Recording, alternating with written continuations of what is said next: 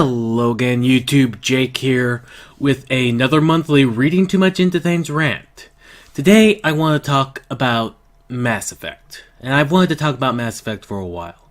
I had chosen this week because this week was E3, so I assumed that we'd be getting more news about Mass Effect Andromeda. I was wrong. Nuts to you, EA. The thing I want to bring up is, well,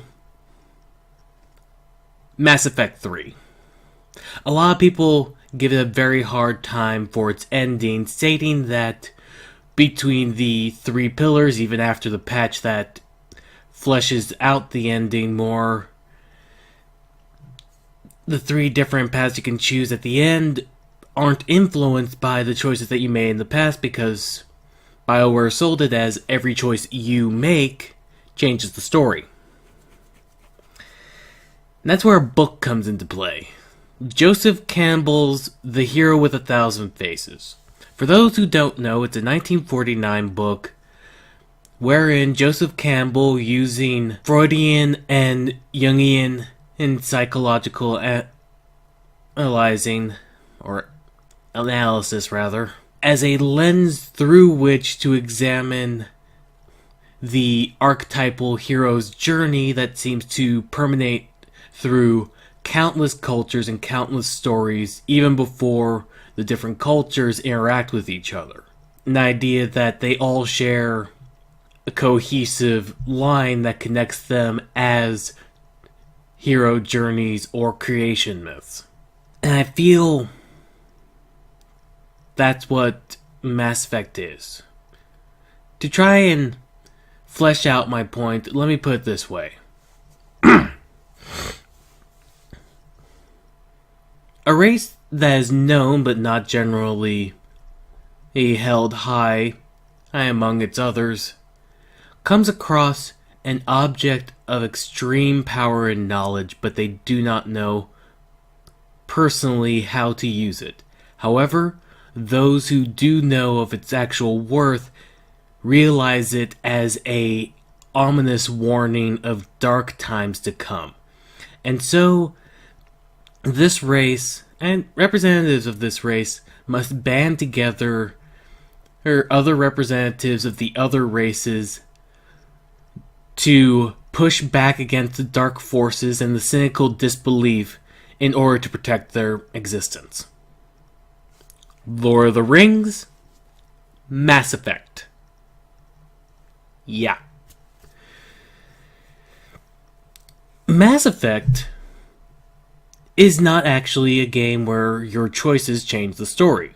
Mind you, as a major AAA title in a competitive market in a capitalist society, it has to sell it that way. However, what it is that it's the game of a hero with 1,000 faces. Your choices do not so much shape the story, but shapes what kind of hero you are in the story, much more than just choosing a background and a character class can. Along with being a video game about the capabilities of humankind to see new possibilities, even when faced with aliens that have longer lifespans, more survivability, or higher technology than us. I really like Mass Effect. I enjoyed Mass Effect 3. Did I think the ending was good at the end? No, not. Mass Effect 3 was not the best game of the series. And yes, the patch really did help flesh out what before then I had only had to assume was what happened.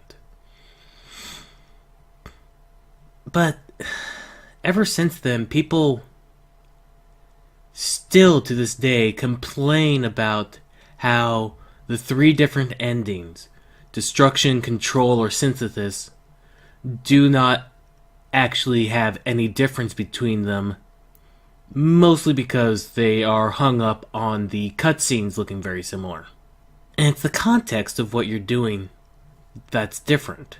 It's the context of you choosing not to become, and not to usurp the power of the Reapers and become basically a god among them, versus sending out an EMP which will be strong enough to destroy the Reapers and technology for a short while. These two endings are completely different in that context. The end result of you stop the Reapers and the mass relays are destroyed by the effect of trying to spread it across the galaxy as quick as possible, that's the same.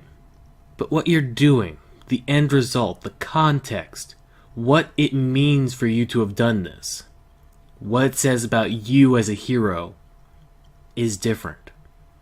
And that's why the story had to be the same nearly no matter what choices you make. Because it's trying to tell an archetypal hero story. They can alter what choices you as a hero make about it, and as a result, some things will be different. Some characters will not survive, or they will not side with you, or they will think that you're as bad as the people you're fighting.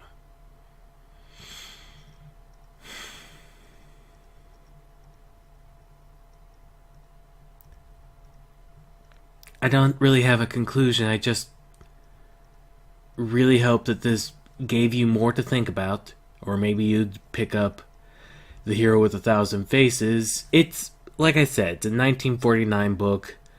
It brings up Freud and Jung a lot because those were the psychoanalysts of the era that were popular. Despite my problems with Freud, but that's neither here nor there. And I hope it makes you sit down and reconsider video games, and specifically Mass Effect, from this point on. As always, I'm Jake. This has been Reading Too Much Into Things. And next month, it's movie month.